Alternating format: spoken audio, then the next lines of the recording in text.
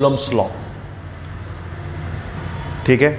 इसको भी हम लोग एग्जाम पॉइंट ऑफ व्यू से करेंगे। एग्जाम पॉइंट ऑफ व्यू से कहने का मतलब है इसमें ऐसा टॉपिक को हम लोग देखेंगे जैसे एग्जाम का समय है और इसमें क्या पढ़ना है, इसलिए इसका डिफिनेशन, इसका भी प्रूव है, लेकिन इसमें क्या जब प्रूव करते समय क्या क्या छोटा छोटा बात को ध्यान में रखना है जिससे एग्जाम का क्वेश्चन हमको समझ में आ सके, वो काम करना है। तो ठीक है, कूलम्ब्स लॉ क्या है? कूलम्ब्स एक साइंटिस्ट के नेम पर है। ये बतलाते हैं कि जब भी आप दो चार्ज को सामने रखते हैं, जब भी दो चार्ज को आप सामने रखते हैं, दो से अधिक भी चार्ज चलेगा, एक नहीं, एक चार्ज से कभी भी फोर्स नहीं बनेगा। कम से कम मिनिमम दो चार्ज होना चाहिए, उससे भी ज़्यादा रखते हैं तो फोर्स तो आपका बनेगा। तो मिनिमम एक से ज़्यादा चार्ज रखते हैं तो आपका एक फोर्स बनता है। तो यहाँ पर हम दो चार्ज के बारे में बोल रहे हैं। जब भी आप दो चार्ज को एक डिस्टेंस पर रखते हैं उससे एक फोर्स आता है, और चार्ज के द्वारा जो फोर्स आता है उसे हम इलेक्ट्रोस्टैटिक फोर्स बोलते हैं। बिना फोर्स का फिजिक्स नहीं है। तो इसमें इस ब्रांच में क्लास 12th में यहाँ पर जो फोर्स आ रहा है उसे हम लोग क्या बोलेंगे? इलेक्ट्रोस्टैटिक, क्योंकि एक चार्ज के द्वारा आपको मिल रहा है। यहाँ तक समझ में आया? तो चलो दो चार्ज ले लेते हैं। यहाँ पर प्लस Q ले लिए, यहाँ पर भी एक चार्ज ले लिए। इस चार्ज का नाम Q1 है, इस चार्ज का नाम Q2 है। यहाँ से यहाँ तक का बीच का दूरी R है। ठीक है, क्लियर है? तो यहाँ पर फोर्स बनेगा। यही अगर एक चार्ज लेते हैं ना तो फोर्स बनता ही नहीं जब तक उसके सामने दूसरा कोई चार्ज ना आए। ठीक है, ठीक उसी तरह से तुम जब एक मैग्नेट ले लेते हो और जब तक दूसरा मैग्नेटिक अगर प्रॉपर्टी वाला कोई मटेरियल नहीं रखते हो तो फोर्स वहाँ एक्सपीरियंस होता ही नहीं है। तो कम से कम आपको मिनिमम कितना चार्ज लेना है? दो चार्ज लेना है। ठीक है, तब यहाँ पर आपको फोर्स बनेगा। ठीक है, अच्छी बात है।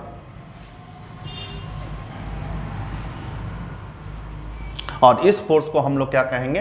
इलेक्ट्रोस्टैटिक फोर्स कहेंगे। तो इस फोर्स का डेरिवेशन कूलम्ब्स के स्टेटमेंट के हिसाब से F is directly proportional to Q1 Q2, ये है।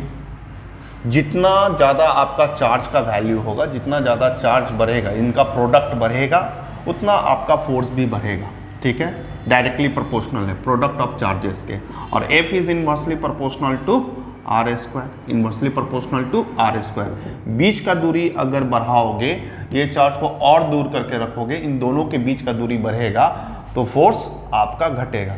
सुनने में देखो यहाँ पर बहुत इजी लग रहा है ना? ऐसा ही होता है। इसको डेरिवेशन करते समय तो कुछ लगता नहीं है, लेकिन जब इस पर क्वेश्चन बनेगा ना तो यही प्रॉपर्टी आपके दिमाग में हिट नहीं होगा। इसलिए इस प्रॉपर्टी पर ध्यान दीजिए। और ये प्रॉपर्टी तो आपको पढ़ा करके हम कर देंगे, लेकिन किस तरह से इस प्रॉपर्टी के अनुसार से इस पर यूज़ करते हैं हम लोग, वो सीखना है, मेन वो सीखना है। ठीक है, तो इन दोनों को कंबाइन करेंगे। अगर कंबाइन करेंगे, कंबाइनिंग 1 and 2, तो F is directly proportional to Q1 Q2 by R square. ठीक है, प्रोपोर्शनलिटी तोड़ोगे, कुछ तो कांस्टेंट बैठाना पड़ता ही है, और यहाँ पर कांस्टेंट हम बैठाएंगे K। ये क्या है आपका? इसको अलग इसलिए लिख रहे हैं क्योंकि यही तुम्हारा एग्जाम पॉइंट ऑफ व्यू से आपको याद रखना है। K के बारे में 1 मार्क्स हिट कर सकता है। ठीक है, तो K को क्या कहते हैं? ये कांस्टेंट है, इसे इलेक्ट्रोस्टैटिक कांस्टेंट बोलते हैं बच्चा लोग K को। ठीक है, अगर ये कांस्टेंट है तो इसका वैल्यू होगा 1/4 पाई एप्सिलॉन नॉट। इसका वैल्यू कैसे निकलता है? 1/4 पाई एप्सिलॉन नॉट। जिसे सॉल्व करके आप देखोगे ना तो इसका वैल्यू होगा 9 × 10⁹ ठीक है, इस पर यूनिट पूछ देगा एग्जाम में। क्या पूछ देगा? इसका यूनिट पूछ देगा, यूनिट, ऐसा यूनिट पूछ देगा। जैसे इसका यूनिट होता है न्यूटन मीटर स्क्वायर पर कूलम स्क्वायर। दूसरा चीज एग्जाम में यहाँ से क्वेश्चन पूछ देगा। ये लेटर आपको बहुत मिलेगा इलेक्ट्रोस्टैटिक में। ठीक है, तो ये 3 तरीके से आपको मिल सकता है। जैसे ये वाला, इसको हम लोग कभी आपको इस तरह से मिलेगा, कभी आपको इस तरह से मिलेगा, और कभी आपको इस तरह से मिलेगा। ये 3 लेटर में मिलेगा। बाबू जब इसको ऐसा जब मिलता है ना तो इसे बोलते हैं, इसका नाम पहले इसको एप्सिलॉन पढ़ा जाता है। इसे क्या पढ़ा जाता है? एप्सिलॉन। तो ये अभी एप्सिलॉन नॉट है, ये एप्सिलॉन है।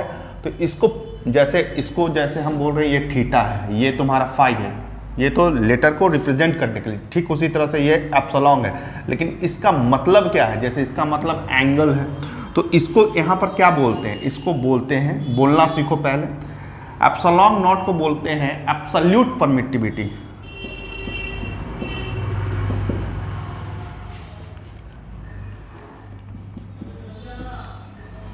परमिटिविटी, ठीक है।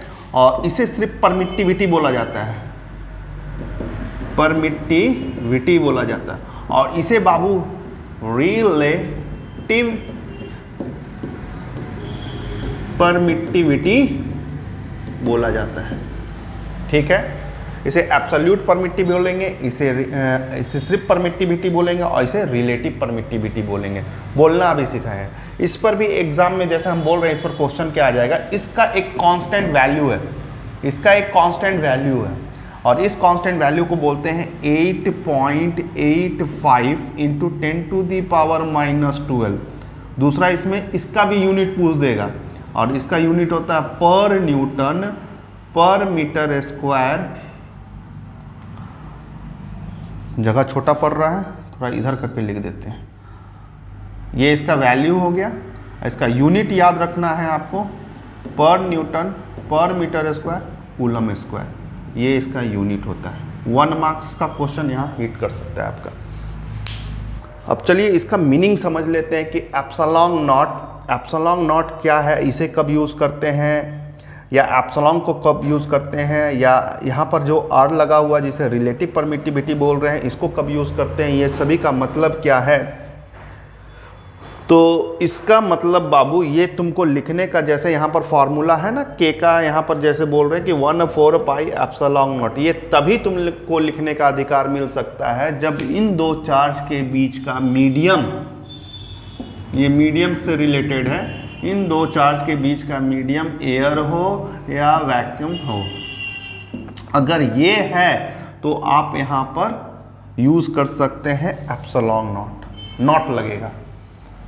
अगर इसी में अगर आप वाटर भर देते हैं, जैसे ही वाटर भरिएगा ना तो एयर तो रहेगा नहीं, यहाँ पर वाटर का यूज़ करते हैं, तब यहाँ पर आप इसके यूज़ कर सकते हैं एप्सिलॉन,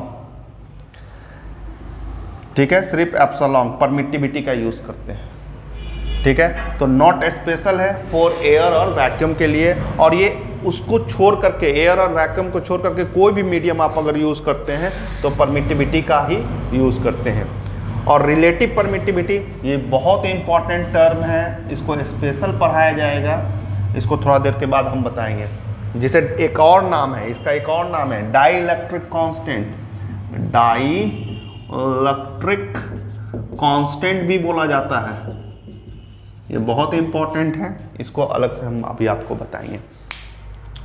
तो यहाँ पर ये छोटा छोटा जो बात बोल रहे हैं आपको हम कि जैसे नॉर्मली आप क्या देखिएगा, डेरिवेशन पर ध्यान दीजिएगा ना, डेरिवेशन पर ध्यान नहीं देना है, ये छोटा बात पर ध्यान देना है, इसका वैल्यू पर ध्यान देना है, यहाँ का वैल्यू पर ध्यान देना है, इस 3 लेटर पर ध्यान देना है, ठीक है। एग्जाम में 1 मार्क्स का क्वेश्चन यहाँ से सेट हो सकता है, जो कि आपका सिलेबस रहेगा, जो कि आपका सिलेबस है कूलम्स लॉ।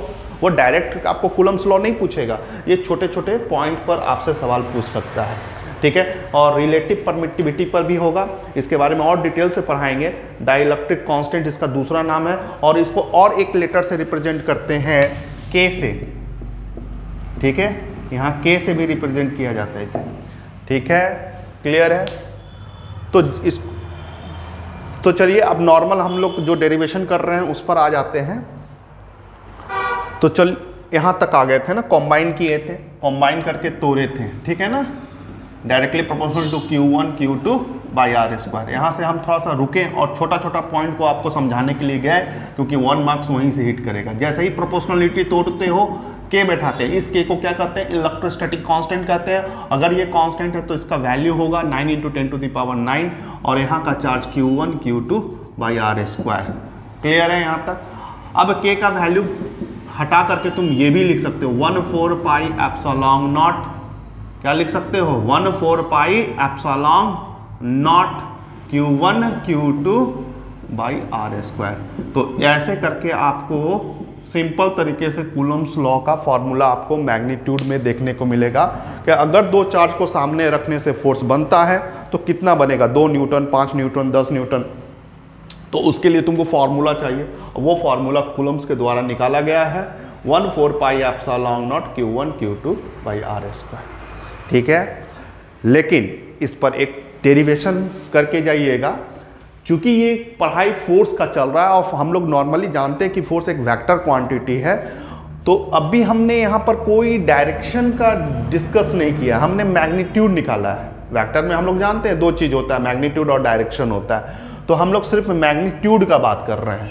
ठीक है, यहाँ पर कोई डायरेक्शन, लेकिन ये वेक्टर क्वांटिटी है, डायरेक्शन को भी रखते हुए एक डेरिवेशन आ सकता है आपको, वहां पर आपको लिखा हुआ मिल सकता है drive an expression for Coulomb's law in vector form, Coulomb's law in vector form.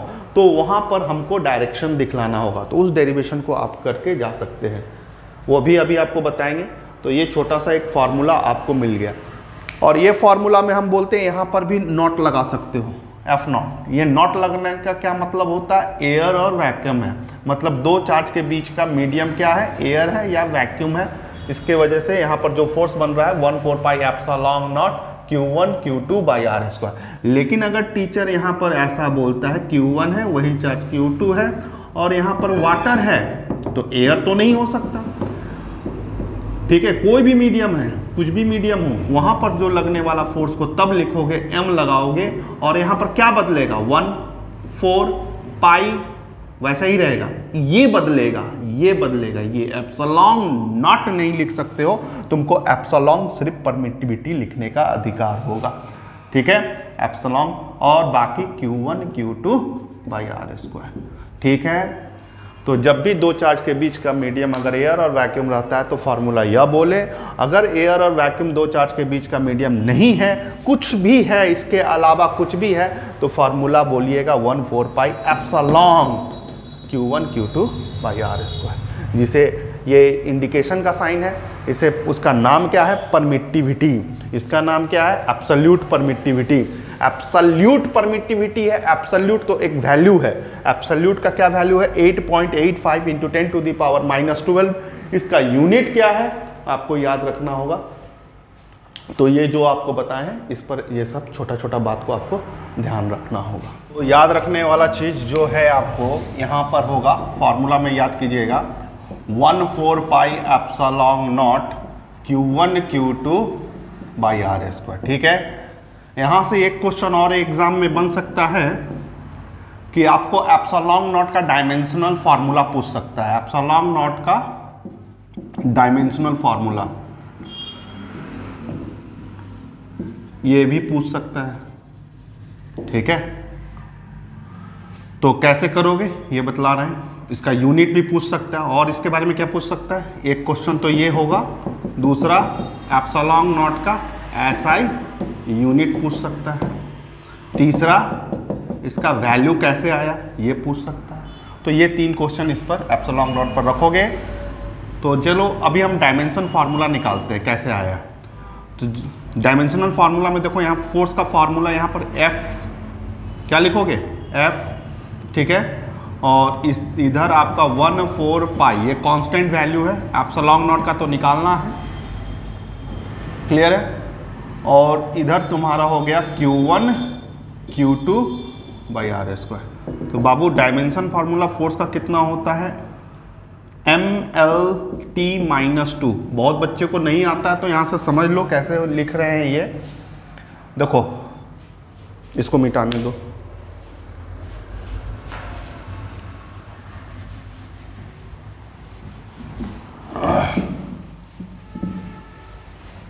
कैसे निकालोगे, ये छोटा छोटा क्वेश्चन कैसे करोगे, ये 3 क्वेश्चन पर बता रहे हैं।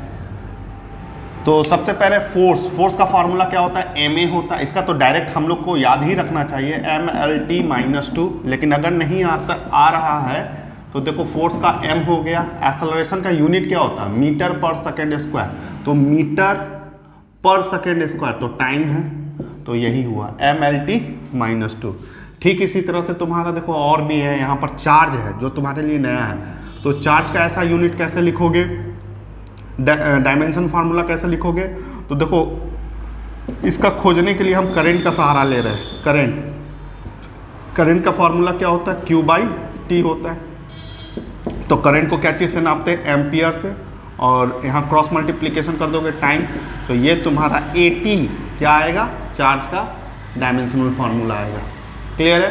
तो चलो अब इतना को यूज़ करते हुए अब ये बन जाएगा, इसके जगह mLT -2 1, इसका कोई वैल्यू नहीं लिखने की ज़रूरत है, और यहाँ पर AT, यहाँ पर भी तुम्हारा AT, और बाबू यहाँ पर L²।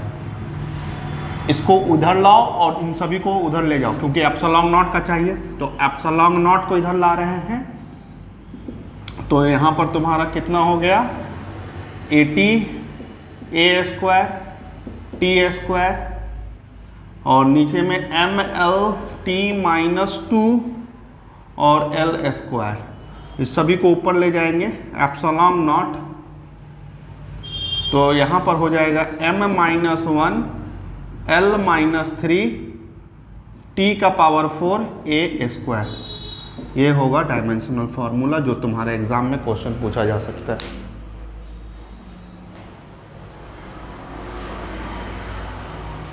ऐसा क्वेश्चन पूछ देगा, ठीक है। आप बोलिएगा हम तो कूलम्स लॉ पढ़ के गए थे, 1/4 pi epsilon naught Q1 Q2 by R² पढ़ के जा रहे हैं। नहीं, आप ये पढ़ के जा रहे हैं, ठीक है। आपको इम्पोर्टेंट बोलेगा भी कि टीचर की कूलम्स लॉ है, तो आपको ये भी तो कूलम्स लॉ का ही पोर्शन है, तो यहाँ से क्वेश्चन रह सकता है। तो यही चीज़ सिखला रहे हैं हम लोग। क्या बोलते हैं कि कूलम्स लॉ पढ़ लेना, तो कूलम्स लॉ क्या पढ़ लेना, तो आप लोग क्या करते हैं, डेरिवेशन कर लेते हैं। नहीं, डेरिवेशन मत कीजिए। डेरिवेशन किसका कीजिए, वेक्टर लॉ का डेरिवेशन, जिसका डेरिवेशन इंपॉर्टेंट लाइक रहेगा।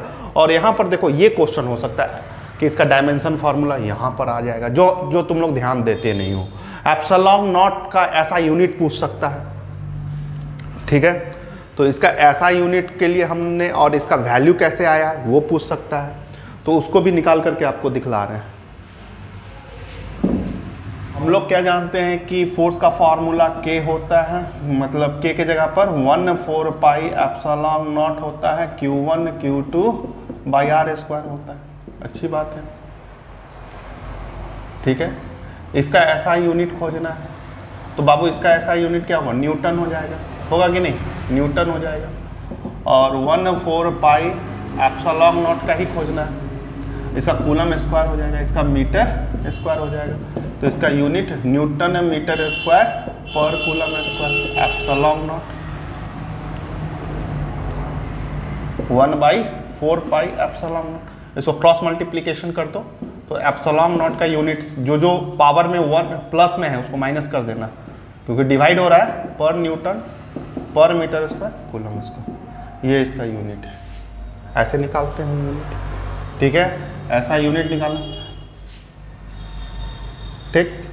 एक ट्रिक भी दे रहे हैं इसके लिए, आप याद रखिएगा, कोई भी एक याद रखिएगा जिससे आपका हो जाएगा सब। देखिए, जैसे फोर्स का फार्मूला K होता है, Q1 होता है, Q2 होता है, R² होता है, और K का वैल्यू 9 × 10⁹ होता है। अच्छी बात है। इसे इलेक्ट्रोस्टैटिक कांस्टेंट बोलते हैं, और इसका यूनिट बोलते हैं। तो इसको निकालने के लिए तुम यहाँ पर न्यूटन बोलोगे, यहाँ पर डिस्टेंस है तो मीटर स्क्वायर बोलोगे, क्रॉस मल्टीप्लिकेशन करेगा ना, और यहाँ पर कूलम स्क्वायर बोलेगा। तो एक तरफ ले जाओगे तो यहाँ पर क्या होगा, न्यूटन हो जाएगा, मीटर स्क्वायर होगा, और पर कूलम। एप्सिलॉन नॉट का पूछे ना, मान लो तुम ये याद करके रखा हुआ, तो एप्सिलॉन नॉट का पूछे, बस इसका उल्टा कर देना, पर -2 +2 है, -2 कर देना, यहाँ कर देना, बस आ गया। वैल्यू कैसे निकालते हैं, यहीं से वैल्यू का भी पता चल जाएगा। जैसे 1/4 पाई एप्सिलॉन नॉट, वैल्यू कैसे निकालते हो वो बता रहे हैं। तो 1/4 पाई एप्सिलॉन नॉट को 9 × 10⁹ बोलते हैं, क्लियर है। एप्सिलॉन नॉट का वैल्यू, इसी को K बोलते थे ना, इसका वैल्यू तो यहाँ से लिख रहे हैं K। देखो एप्सिलॉन नॉट का अगर वैल्यू चाहिए तो इसको इधर ले आओ, 143.14 और 9 इंटू 10 टू द पावर 9, इसको सॉल्व करके देखना 8.85 into 10 to the power -12। Unit इसका क्या होता है? पर न्यूटन पर मीटर स्क्वायर कूलम स्क्वायर। अगर एग्जाम में भूल जाओ तो थोड़ा बहुत कैलकुलेशन करके निकाल सकते हो। तो यहाँ पर ये छोटा टॉपिक है, ये सब कूलम्स लॉ पर करना है। इसी तरह से आपको पढ़ाया जाएगा जो जहाँ ये जो जिस टॉपिक से इस कूलम्स लॉ से कहाँ से क्वेश्चन हिट कर सकता है, बस वो पॉइंट हमको इस वीडियो में डिस्कस करना है। इसीलिए इसका एग्जाम पॉइंट ऑफ व्यू से हम इस टॉपिक का नाम रखे हैं। क्लियर है? आगे बढ़े। ये सब तुम्हारा 1 मार्क्स क्वेश्चन बन सकता है, लेकिन अगर इसको ज़्यादा मार्क्स में 2 या 3 मार्क्स का क्वेश्चन भी इससे बन सकता है, लेकिन वहाँ पर ये एक फार्मूला दे रहा है, आपका फोर्स का फार्मूला दे रहा है, तो इस पर न्यूमेरिकल्स तो बनना ही बनना है। और 2-3 तरह का न्यूमेरिकल्स होगा, 2-3 टाइप का न्यूमेरिकल्स होगा, और तीनों टाइप का न्यूमेरिकल्स को आपको कमांड करना होगा। ठीक है, ये हो सकता है। तो इस पर आपको और क्या आ सकता है एग्जाम में? इस फार्मूला पर न्यूमेरिकल्स आ सकता है 1/4 pi epsilon naught Q1 Q2 by R square. इस पर आपका न्यूमेरिकल्स आ सकता है। ठीक है,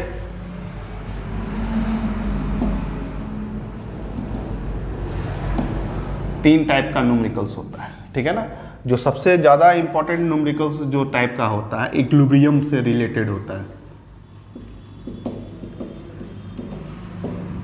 इक्विलिब्रियम का मतलब क्या होता है कि जहां पर नेट फोर्स 0 माना जाता है, नेट फोर्स क्या हो? 0 हो, उसे हम लोग क्या बोलते हैं? इक्विलिब्रियम बोलते हैं। इक्विलिब्रियम 2 तरह का होता है, एक स्टेबल इक्विलिब्रियम होता है, स्टेबल होता है, एक अनस्टेबल इक्विलिब्रियम होता है। अनस्टेबल इक्विलिब्रियम होता है।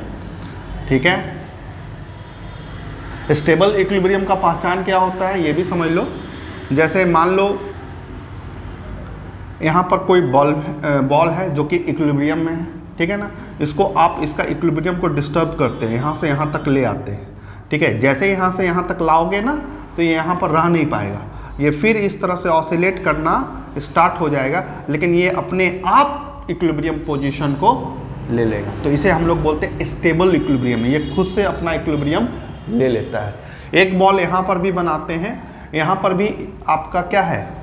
ये बॉल है और इक्विलिब्रियम में है, क्योंकि ये रेस्ट में हम बता रहे हैं, तो यहाँ पर जरूर नेट फोर्स 0 है, तभी ये रेस्ट में है। अगर इसका इक्विलिब्रियम को डिस्टर्ब करते हैं, या तो हम इधर फॉल करवा दें या इधर फॉल करवा दें, ये फिर अपने से अपना इक्विलिब्रियम पोजीशन को नहीं ले पाएगा। ये यहाँ पर अगर गिर जाएगा तो ये ऊपर कैसे जा सकता है? जा ही नहीं पाएगा।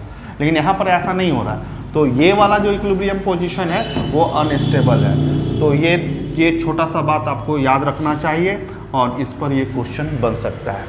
तो सुनने में लगता है कूलम्स लॉ बहुत इजी है, लेकिन इस पर क्वेश्चन बन सकता है। अब कैसा क्वेश्चन बनता है वो भी हम आपको टाइप्स दिखला रहे हैं।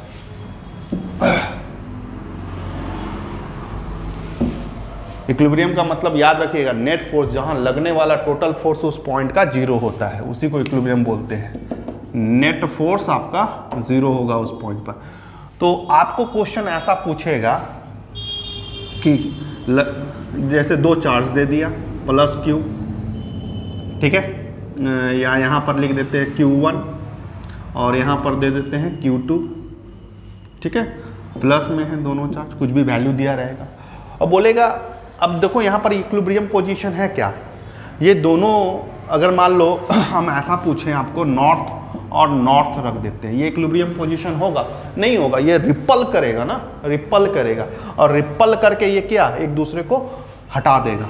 ठीक है, अगर हम यहाँ पर नॉर्थ और साउथ रखते हैं तो अट्रैक्ट कर लेगा, तो यहाँ पर फोर्स लग रहा है। आपको नेट फोर्स 0 करना है। आप यहाँ पर जो रिपल्सन और अट्रैक्शन देखने को मिल रहा है, इसको आपको क्या करना है? 0 करना है। क्या करना है? 0 करना है। तो कैसे करोगे ये सवाल? तो इसको ऐसा भी बोल सकते हैं, नेट फोर्स 0 करना मतलब ऐसा एक चार्ज और बैठा दो इसमें। यहाँ पर 2 चार्ज ऑलरेडी है, यहाँ पर है और यहाँ पर है, यहाँ पर एक चार्ज आप बैठा दो। ठीक है, यहाँ पर एक चार्ज आपको बैठाने बोल देगा और बोलेगा कि पूरा सिस्टम का मतलब उस चार्ज पर नेट फोर्स क्या हो जाना चाहिए, जीरो हो जाना चाहिए या इक्विलिब्रियम पोजीशन लेना चाहिए, इस तरह का क्वेश्चन पूछेगा। लेकिन आप क्या करते हैं, डायरेक्ट जाते हैं, कूलम्ब्स लॉ पढ़ते हैं, इस टाइप का न्यूमेरिकल्स करना पड़ेगा, वो भी कूलम्ब्स लॉ है। तो ये सीखना है आपको। तो थर्ड चार्ज को कहाँ पर पुट करोगे, एक थर्ड चार्ज को तुमको कहाँ पर पुट करोगे, तो पोजीशन से रिलेटेड क्वेश्चन दे देगा। क्या चीज़, पोजीशन से रिलेटेड क्वेश्चन दे देगा, कहाँ पर पुट करोगे ये सवाल पूछेगा। और क्या पूछ सकता है, क्या उसका मैग्नीट्यूड क्या होगा, थर्ड चार्ज का, थर्ड जो चार्ज है उसका पोजीशन क्या होगा। दूसरा सवाल क्या पूछ देगा बच्चा लोग, उसका मैग्नीट्यूड क्या होगा। मान लो ये 8 कूलम है, ये तुम्हारा 3 कूलम है, तो तीसरा चार्ज का वैल्यू क्या होना चाहिए, ठीक है ना, उसका मैग्नीट्यूड क्या होना चाहिए कि नेट यहाँ पर नेट फोर्स या इक्विलिब्रियम पोजीशन को प्राप्त कर ले, तो उसका मैग्नीट्यूड ऑफ चार्ज क्या होना चाहिए, मैग्नीट्यूड पूछ सकता है। और एक सवाल पूछ सकता है, तीसरा सवाल क्या बनेगा इसमें इसी तरह का कि नेचर ऑफ चार्ज पूछ सकता है, ठीक है, नेचर, पॉजिटिव चार्ज बैठाओगे कि निगेटिव चार्ज बैठाओगे, ये नेचर पूछ सकता है। तो इस तरह का क्वेश्चन आता है बच्चा लोग। हाँ, और ये सब जब पढ़ाया जाता है, सिलेबस कंप्लीट करवाया जाता है, तो इतना डीपली आपको नहीं बताया जाता है। आपको एज ए प्रैक्टिस करना चाहिए और हर एक टॉपिक को इस तरह से देखना चाहिए, तब जा कर के आप सही तरीके से अपना पढ़ाई कर रहे हैं। देखो, और इस पर तुम लोग को नेचर ऑफ फोर्स के बारे में एक सवाल पूछ सकता है, नेचर ऑफ फोर्स के बारे में, ठीक है। देखो, फोर्स हमेशा पुश एंड पुल करके आप देखते हैं, या यहाँ पर अट्रैक्टिव है और रिपल्सिव है, तो हमेशा दो तरह का नेचर फोर्स में पाया जाता है, एक अट्रैक्टिव नेचर होता है और एक रिपल्सिव नेचर होता है। अट्रैक्टिव और एक होता है तुम्हारा रिपल्सिव, ठीक है। अट्रैक्टिव नेचर और रिपल्सिव नेचर ये पहचानने बोल सकता है, नेचर ऑफ फोर्स के बारे में पूछ सकता है। बोलोगे सर ये कैसा है, देखो यहाँ पर जैसे सपोज कर लो हम बोल रहे हैं कि +3 कूलम +5 कूलम, यहाँ पर कौन सा नेचर ऑफ फोर्स बनेगा, तुम बहुत इजीली बोलोगे, बहुत इजीली, सर ये पॉजिटिव है, रिपल्सन होगा, पॉजिटिव है ना, तो इसका नेचर क्या पकड़ा, रिपल्सन होगा, ठीक है। अगर हम यहीं पर बोलते कि -3 कूलम है +5 कूलम है, तो तुम बोलता अट्रैक्शन होगा, अट्रैक्टिव नेचर का है। लेकिन सवाल तुमको इतना इजी करके इतना साफ नहीं पूछेगा कि ये देखो ये सेम चार्ज दिए, ये अपोजिट चार्ज दिए, तो यहाँ तो तुम बोल ही दोगे। इसको ऐसा कर देगा सवाल जैसे Q1 Q2 is greater than 0, Q1 Q2, इसमें कौन सा नेचर है, ये कौन सा नेचर बता रहा है, ये कौन सा नेचर बता रहा है। तो देखो 0 से ज़्यादा है, 0 से ज़्यादा मतलब पॉजिटिव, और यहाँ 0 ज़्यादा है, और 0 से भी छोटा नंबर क्या होता है, निगेटिव के बारे में बताया जा रहा है। तो याद रखो कि पॉजिटिव जो भी होता है ना, वो रिपल्सिव नेचर का होता है, फोर्स रिपल्सिव नेचर का होता है, और जो निगेटिव है वो हमेशा अट्रैक्टिव नेचर ऑफ फोर्स होगा, नेचर ऑफ फोर्स होगा। सर क्यों माने, देखो जब कूलम्ब्स लॉ पढ़ाया जा रहा था, जो तुमको बहुत इजी लग रहा था, ठीक है, बहुत इजी लग रहा था यहाँ पर, तो थोड़ा आप गौर करके देखो। यहाँ पर हम बोल रहे थे Q1 है और Q2 है, बीच का दूरी R है, अच्छी बात है, ठीक है।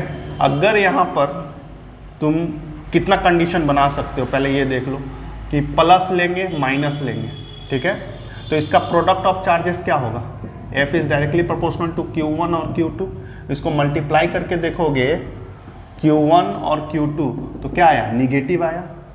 और क्या कंडीशन हो सकता है, सर इसको प्लस ले लिए, इसको भी प्लस ले सकते हैं, तो यहाँ पर Q1 और Q2 का क्या प्रोडक्ट क्या आएगा, प्लस आएगा। अच्छा, और क्या ले सकते हो, माइनस और माइनस ले सकते हो, तो माइनस लोगे तब पर भी प्रोडक्ट Q1 और Q2 क्या आएगा, प्लस में ही आएगा, क्योंकि माइनस इंटू माइनस क्या हो जाएगा, प्लस होगा। और क्या कर सकते हो, अपोजिट नेचर, ये माइनस ले लेते हैं, ये प्लस ले लेते हैं, तो इसका प्रोडक्ट करोगे -Q1 और प्लस Q2 तो क्या आएगा, माइनस आएगा, माइनस आएगा। तो यहाँ पर देखो, अब यहाँ पर कौन सा नेचर ऑफ फोर्स बन सकता है। जैसे दोनों यहाँ एट्रैक्टिव, मल्टीप्लाई करके देखो साइन क्या आ रहा है, माइनस आ रहा है। यहाँ पर देखो साइन क्या आ रहा है, पॉजिटिव आएगा। देखो ये दोनों सेम है, रिपल करेगा। और यहाँ पर दोनों क्या आ रहा है, सेम है, तब पर भी पॉजिटिव। तो यहाँ पॉजिटिव जब भी आया, दो चार्ज का जहाँ प्रोडक्ट, दो चार्ज का प्रोडक्ट अगर पॉजिटिव आया तो वो रिपल्सिव का नेचर था, और दो चार्ज का यही प्रोडक्ट करने पर साइन अगर निगेटिव आया तो वो अट्रैक्टिव को पास आ रहा है। वही सवाल यहाँ पर आपको कर दिया, जो कि एक सिंपल तरीके से अगर पूछता तो शायद ऐसा होता कि प्लस है, यहाँ पर भी प्लस है, रिपल्सन होगा। लेकिन ये आपको चार्ज के रूप में दे दिया, प्रोडक्ट के रूप में दे दिया। तो अगर चार्ज का प्रोडक्ट अगर पॉजिटिव है, याद रखिए रिपल्सिव नेचर होगा। अगर चार्ज का प्रोडक्ट अगर आपका निगेटिव है तो याद रखिए आपका अट्रैक्टिव नेचर होगा। और निगेटिव बोलेगा भी नहीं, इस तरह का साइन दे देगा। यहाँ पर आपको 0 से बड़ा आप खुद समझिए कि ये पॉजिटिव वैल्यू बोल रहा है, 0 से कम आप खुद समझिए निगेटिव वैल्यू होता है। तो यहाँ निगेटिव को पॉजिटिव को इस तरह से बोल रहा है। तो क्वेश्चन इस तरह से छोटा छोटा क्वेश्चन आपको, और है ये कूलम्स लॉ का ही सिलेबस, तो इस तरह से क्वेश्चन आपको डील कर सकता है। क्लियर है। अब इतना डिटेल में नहीं करना है आपको, बस ये याद रखना कि इसका प्रोडक्ट जो कूलम्स लॉ हम पढ़ा रहे थे ना,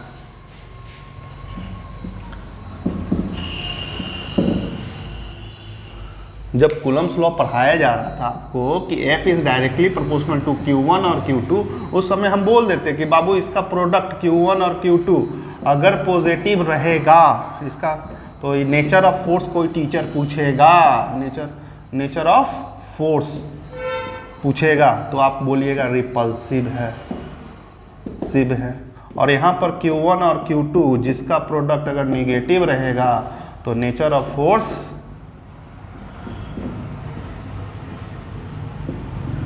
अट्रैक्टिव होगा। ठीक है। तो इस तरह से कूलम्स लॉ को खत्म कर एक डेरिवेशन कर देते हैं Coulomb's law in vector form पर, जो इसका डेरिवेशन कभी कभी आ जाता है। वेक्टर में करेंगे तो आपका वेक्टर का नॉलेज होना चाहिए, पोजीशन वेक्टर, डिस्प्लेसमेंट वेक्टर, ये सब आना चाहिए, तब जाकर के उसका डेरिवेशन समझ में आएगा। अभी तक जो भी पढ़ा रहे थे सिर्फ मैग्नीट्यूड के सेंस से पढ़ा रहे थे, अब हम लोग डायरेक्शन के सेंस से कूलम्स लॉ को देखने जा रहे हैं। तो drive an expression for Coulomb's law in vector form. Vector form में आपको डायरेक्शन को बताना होगा। जैसे दो चार्ज रख रहे थे तो हम डायरेक्शन का जिक्र नहीं कर रहे थे, ठीक है, डायरेक्शन का जिक्र आपसे हम नहीं कर रहे थे। एक चार्ज मान लो यहाँ है, एक चार्ज आपका यहाँ है, ये Q1 है, ये आपका Q2 है, ठीक है, उसका बीच का डिस्टेंस R मान लेते थे।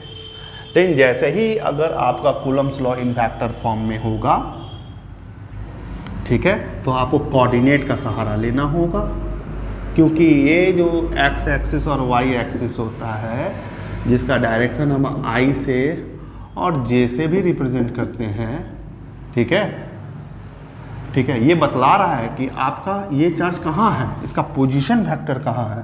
तो बाबू इसका पोजीशन वेक्टर को खोजने के लिए R1 मान लो, इसको R2 मान लो, ठीक है, ये आपका क्या है, पोजीशन वेक्टर्स है।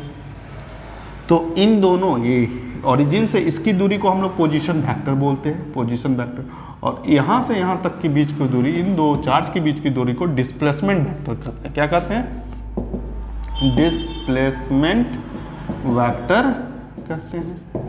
तो इसका डिस्प्लेसमेंट वेक्टर कैसे होगा, R1 से लेकर के 2 तक, ठीक है, और जिसका डायरेक्शन इधर के ओर बता रहे हैं, और यहाँ पर ये इधर से भी डिस्प्लेसमेंट हो सकता है, और इसको लिखेंगे R21। दोनों आप देखो फोर्स का, देखो तीर बनना स्टार्ट हो गया, फोर्स का डायरेक्शन रिपल्सन होगा, तो F1 को फोर्स कौन लगाएगा, 2 लगा रहा है, और 2 पर फोर्स 2 को कौन लगाएगा, 1 लगाएगा, दोनों का एरो देख रहे हो ना, अपोजिट डायरेक्शन। तो ये फिगर हो गया। क्लियर है यहाँ तक समझ में आया। अब बस यहाँ से तुम फोर्स का जो फार्मूला, तो मैग्नीट्यूड तो तुमको पढ़ाए ही है। मैग्नीट्यूड क्या है, देखो वेक्टर का अगर नॉलेज नहीं है तो याद रखो वेक्टर होता क्या है, इसमें हमको मैग्नीट्यूड और डायरेक्शन बतलाना होता है, और डायरेक्शन के बारे में तुमको याद है यूनिट वेक्टर होता है। ये सब जो 11th क्लास में आप पढ़ के आए होंगे, तो चलो फोर्स का निकालना है ना वेक्टर, कौन सा 1 2, यहाँ एरो देना, ठीक है 1 2 का बात कर रहे हैं। तो इसका मैग्नीट्यूड क्या होगा, इसका मैग्नीट्यूड होगा sir 1/4 pi epsilon naught Q1 Q2 by R square. Magnitude तो अभी हमने पढ़ा ही है, लेकिन इसका ये F12 का डायरेक्शन क्या होगा, ठीक है इसका डायरेक्शन, इस फोर्स का डायरेक्शन, ठीक है। तो ये फोर्स किधर लग रहा है, ये देखो लग रहा है ना इधर F12, इसका डायरेक्शन ये वाला में देखोगे 2 1, क्या देख रहे हो, जो इधर जा रहा है इसके तरफ जा रहा है, तो इसका डायरेक्शन होगा, डायरेक्शन को यूनिट वेक्टर से रिप्रेजेंट किया जाता है, और यहाँ पर लिखोगे 2 1, क्या लिखोगे 2 1, ये हो गया मैग्नीट्यूड, ये हो गया इसका डायरेक्शन। सर नहीं आया, एक बार और समझने का है, 2 1 एक फोर्स और है, मैग्नीट्यूड तो वही होगा 1/4 pi epsilon naught Q1 Q2 by R square. अब ये फोर्स किधर जा रहा है, देखो इधर जा रहा है, इधर की ओर जा रहा है, और उसके तरफ वाला पोजीशन डिस्प्लेसमेंट वेक्टर इधर है, तो इसका डायरेक्शन बोलो, डायरेक्शन, तो यहाँ पर डायरेक्शन हो गया 1 2, क्लियर है, हो गया खत्म, इजी है, ठीक है। तो इससे तुमसे ये भी पूछा जा सकता है कि इससे क्या सिग्निफाई होता है, तुमको क्या समझ में आता है, तो हमको यह समझ में आता है कि न्यूटन्स थर्ड लॉ को ओबे करता है। कैसे प्रूव करके देख सकते हो, जैसे F12 ये लिखा 1/4 pi epsilon naught Q1 Q2 by R square. आपको वेक्टर थोड़ा सा भी तो आप ये जानते होंगे कि जैसे कोई भी वेक्टर अगर 1 2 है उसको तुम 2 1 लिख सकते हो, 2 1 लिख सकते हो, बस आते आगे माइनस बैठाना पड़ता है। वही काम हम करने जा रहे हैं, इसको 1 2 लिखने जा रहे हैं, क्या लिखने जा रहे हैं 1 2 लिखने जा रहे हैं, तो इसके सामने माइनस लिए, ठीक है, और इसको चेंज कर दिए, लेटर को कर सकते हैं, आगे माइनस आ गया F12, ठीक है। अब देखो ये माइनस आगे लिख देते हैं, ठीक है, ये माइनस जब आगे लिखेंगे तो ये वाला तो वैल्यू इसका है, दिखाई दे रहा है, देख लो सब कुछ मिला लो, ये वैल्यू तो इसका है, तो यहाँ माइनस F21, तो क्या यही तो न्यूटन्स थर्ड लॉ नहीं है, every action equal and opposite reaction, बीच में इक्वल टू का साइन है, माइनस भी है, तो ये न्यूटन्स कूलम्स थर्ड लॉ क्या कूलम्स लॉ क्या न्यूटन्स का थर्ड लॉ को ओबे करता है। अगर करता है तो प्रूव करके दिखाओ, कर देना फिगर के साथ, ये क्वेश्चन आपको रखना चाहिए। तो ये हुआ इसका, ऐसे थ्योरी पढ़ा जाता है, ठीक है, ऐसे थ्योरी पढ़ा जाता है। अब इसका जो आखिरी सेक्शन है न्यूमेरिकल सेक्शन है, इस पर अच्छा न्यूमेरिकल्स क्वेश्चन हम लोग करने वाले हैं। ओके।